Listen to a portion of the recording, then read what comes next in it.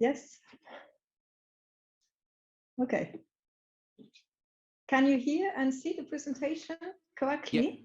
Yes, Yes. we can see you. Okay. Yes. So, good afternoon to all of you. Thank you very much. As you just said, it's the second time for me that I have the pleasure to participate in this conference, and I would like to thank very much the organizers for giving me the opportunity to present what we in Luxembourg are currently doing in terms of skill programs.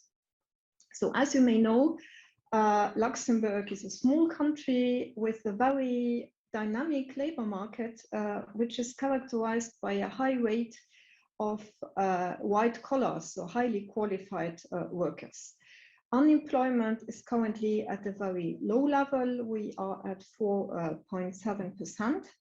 But on the other hand, we have lots and lots of job offers that we are not always able to fill. And so the real problem in our country for the moment is the mismatch between the profiles that the employers are looking for and the profiles of job seekers that are registered with ADAM. So the topic of skills, which means making sure that the job seekers get the right training programs in terms of upskilling, but also in terms of reskilling, is really a crucial point of attention for us. And we have launched our what we call the Future Skills Initiative in 2020 in the middle of the pandemic. So the objective is to have really a strategic and above all a proactive way of approaching the skills topic by anticipating and developing future trends on the labor market. The initiative is divided in 3 different parts. Part 1 is a specific training program for job seekers that was set up during the pandemic. The second part is a new program for supporting companies in training correctly their employees. That part, I must say, is still in preparation, so I will not be able to give you many details about that today. And finally, the third part is about analyzing the labor market in order to better understand what are the trends in terms of sectors, jobs, but also skills. And these studies are supposed to allow a more targeted design of our training programs. So just a couple of words about the first part of our Future Skills Initiative, which is the training program. I presented this last year in the same conference, and I thought it would be good to share the results finally with you. So this training program started in autumn 2020 and finished in December 2021. It was an innovative, fully online training program combining soft skills, digital skills, but also project management skills. And this program was designed and carried out by ADAM, so the employment agency, but we did this together with the training centers of the social partners, trade unions, but also employers' federations. The results for us are very positive because we had nearly 500 job seekers that participated. I know that numbers are small for some of you, but you have to remember that Luxembourg is a small country, so 500 for us, it's already a lot. 96% of participants were satisfied, and what was a real surprise for us, but a positive surprise, is that 99% of participants declared that they have had really no problem with the online format of the training, knowing that a quarter of the participants had a low qualification level and more than a third were older than 45 years. More than 60% of the participants found immediately a job after training. So for us, this program was really a success, and we are currently finalizing the next edition of this program with, however, a little change, because the next program will be more personalized and also more modular, because the situation on the labor market, of course, is different now than it was in the pandemic. Now I will move to the second part of our Future Skills Initiative, and I would like to tell you a few words about 7 studies, so sectorial studies, that we published in January this year. So you will find all these studies on our website. You have the address in the slide. Unfortunately, all the 7 studies have not yet been translated into English. So they are in French. We have some already also in English, and the rest will follow. So the objective was very clear. We wanted to understand what is really happening on the labor market and in which way jobs and skills that are needed for these jobs are changing. One of our main challenges in Luxembourg was that we did not have a lot of data to do such kind of analysis. We did not have enough detailed data on the level of the jobs, occupations, and we really had no data when we broke it down to the level of the skills that were needed. However, as a public employment service, we collect job offers from local employers. And luckily, these job offers contain many details about the skills that are needed. Unfortunately, this information is in a text format, not structured. But however, we took this as an opportunity and we tried to find out what all this data could tell us. However, we knew that we did not have all the job vacancies in Luxembourg, and that if we were to only use our own data, we would run the risk that our conclusions would not be entirely correct.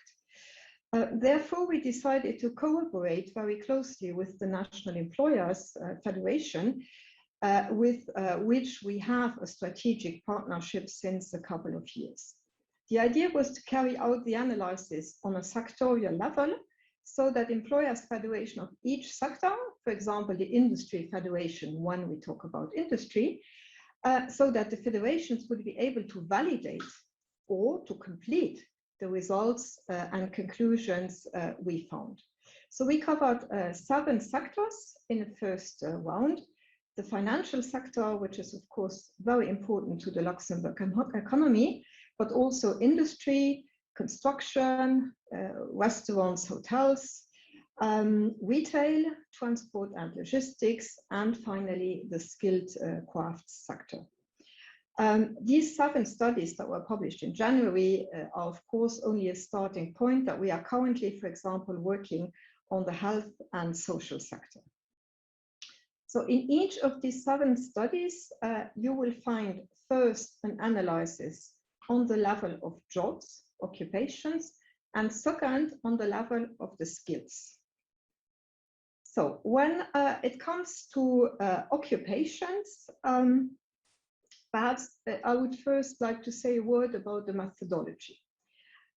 So we identified for each sector the jobs in which companies recruited the most, then the jobs for which the demand was growing on the labor market, the jobs where the demand was declining, the jobs that were emerging, so new jobs, and finally the jobs that are stable. We also carried out an analysis on the shortages, that means of the mismatch between offer and demand. We identified the jobs for which the shortages were the strongest and the jobs for which, on the contrary, we had more candidates than offers. So what did we find out? It's of course not easy to draw general conclusions because all sectors are different, but I will try to share some findings that are quite general. When it comes to growing occupations, we find, of course, highly qualified jobs, but also other jobs. Some jobs grow simply because activities in our country grow. That's the case, for example, for the building sector, also the hospitality sector, transportation, or the financial industry. And other jobs, they grow because of certain trends. For example, IT and project management jobs grow because of digitalization. Jobs like know your customer experts, they grow because of new financial regulations. Delivery jobs, they grow because of the e-commerce boom, but also we have a growth in the sector of restaurant, for example, when it comes to delivering from the restaurant to the homes. Then, when it comes to declining occupations, fortunately, they are less frequent than growing jobs, which is good news. These declining occupations are mainly due, of course, to automation and to digitalization trends. We have seen that purely administrative back office jobs are declining in most of the sectors, as well as also, for example, simple client services, for example, receptionists are less asked for. And also, this is the case for simple manual work in industry, for example. When it comes to the emerging occupations, so new jobs, we see occupations that are directly linked to new technologies, of course. For example, cloud or cybersecurity experts. But we have also seen jobs that are linked to environmental trends, circular economy, reuse of materials, recycling of materials, or then also jobs that are linked to changes in society. We noticed, for example, that more and more we get job offers for baristas. This coffee culture is leading the way to new jobs for baristas. Shortage occupations, there we saw that they are very often for highly qualified jobs like lawyers, also IT developers, where we have very strong shortages. I think this is not only the case in Luxembourg, but also the case in Luxembourg. But in our country, for example, we also notice strong shortages in craft, skilled craft occupation like electricians, butchers. So it's not only the very highly qualified people. On the other side, we have jobs where we have more candidates than we have offers. This is the case in low qualified jobs like cleaning, sales personnel also. However, here again, it is important to notice that this does not mean that it will be automatically easy for companies to find the right people. We have, for example, many secretaries that are registered as job seekers with our agency, and but they do not easily find a job. And why? Because our employers want secretaries that speak 3 or 4 languages, and this is not the case. So you can have more candidates than offers. That does not mean that the match is immediately possible. So as I told you before, we did not only analyze in our studies the jobs, but we also got down to the skills that are needed for these jobs. And there we really did not have any structured data on this topic, so about the skills. But in our job offers, so the job offers that employers file with the Public Employment Service, we have many details about the skills, but in a text format, not structured, and in 4 different languages. Because you have to know, in Luxembourg we have 3 official languages plus English. So it was really a mix of all kinds of texts. And there we had the idea to work together with a company in Italy that has developed an IT model to analyze automatically the descriptive parts of the job offers through text mining technologies and to transform the text into structured skills data. So we sent 140,000 job offers. These were job offers from the periods 2015 to 2021 to this company where they were screened. And as a result, we had 1.3 million times one skill was identified that was explicitly asked for in the offers. So in average, we had 9 skills that were needed per job offer. And all these skills, I forgot to say this before, all these skills are structured according to the European ESCO classification. So what are the results? You see it on the slide. The skill set that is most frequently asked for is adapt to change. And as I listened before to the speaker who spoke before me, I think he confirmed this. You can learn something, study something, but then what is important for companies is that you are able to change, to adapt, to be flexible. Because nobody knows what you will have to do in the company in 5 or 10 years. And this we saw very clearly. More than 50% of all job vacancies, so all sectors, asked for this capacity to change.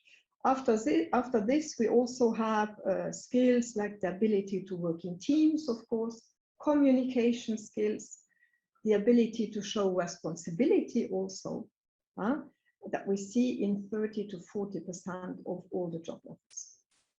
Of course, there are differences in the different sectors. And if you have an interest, you can see the details in the different sectorial studies. What is also perhaps interesting is how this demand for skills evolve over time. As a conclusion, in fact, we can say that the number of skills that are required in the job offers grow. So more and more skills are asked for, especially the more transversal skills. That means personal skills, what we often call soft skills, digital skills, of course, project management, and language skills also. This is perhaps a little particular to Luxembourg, but language skills grow very, very strongly. However, and I want to stress this here, of course, we need to remember that the skills that are asked for in a job offer are just one part of all the skills that are needed to do this job. Perhaps other skills seem so obvious that the employer did not think it was necessary to write it down in the job offer. And that is why this text mining exercise we did, and that we think is very interesting, of course, it needs to be complemented, completed by other types of analysis. So what are the next steps? What will we do with the results, finally, of these sectorial studies? First, we are currently checking if there are training programs for all the jobs that have shown to be important, growing, or then stable. If these programs do exist, we have to encourage and to guide our job seekers to follow these trainings. And then we also have to check that even if the training program exists, if it should not be adapted in order that the skills that are currently asked for a lot are really included. And this is particularly true for transversal skills that are often forgotten in training programs. If the conclusion is that there are some important jobs for which there are not yet any training offers, we will of course develop new upskilling and reskilling programs.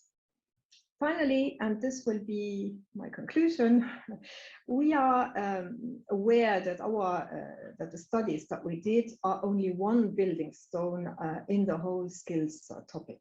And this is why we are very happy that our government, together with the social partners, launched an important exercise to set up a national skills strategy, including a talent attraction strategy, as Luxembourg is very dependent on foreign workforce. This strategy is supported by the OECD Center for Skills, and the final report is to be published this autumn. This concludes my presentation. I would like to thank you very much for your attention. Feel free to ask any questions you want, either directly today, or then I have also put you here on the slide the name and coordinates of my colleague Ines Berg, who is the Future Skills Initiative Manager and who knows really all the details about the things we did already and the things that we plan to do in the future. Thank you very much. Isabelle, thank you so much for that great presentation and for sharing the very interesting data from the research that you talked about last year and then actually putting flesh on the bones on that research this year. Thanks. Parsla. Yes, I was just really moving closer to be able to see all of the skills which you had mapped, and the one which had grown the most in the importance, not because of the overall level, but how much it had grown, was ability to show enthusiasm, which is an interesting skill to require from your candidates. But going to the questions, I think I will ask one, and then let's see where it guides us. Knowing that future-proof skills are the same across EU, meaning there are a couple of differences in terms of languages or maybe some industries which are present or not present in some of the countries, do you see opportunities for unified actions among the employment agencies in upskilling initiatives? Yes, absolutely. I see a big potential, especially in developing e-learning programs or e-learning modules that can be translated in different languages, because the language topic, we cannot underestimate the importance of that. But I think to develop these e-learning modules, which is very time intensive, also cost intensive, I think there we could put our strength together and develop common things that then can be adapted to the different countries. Yes, absolutely.